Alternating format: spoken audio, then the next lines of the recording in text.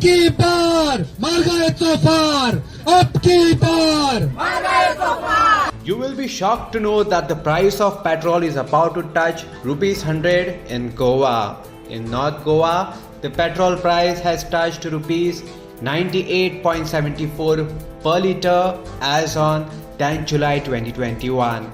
The last change in North Goa's petrol price was July 9, 2021, and it was increased by 0.68 paise. In South Goa, the petrol price has touched to rupees 98.14 per litre as on 10 July 2021.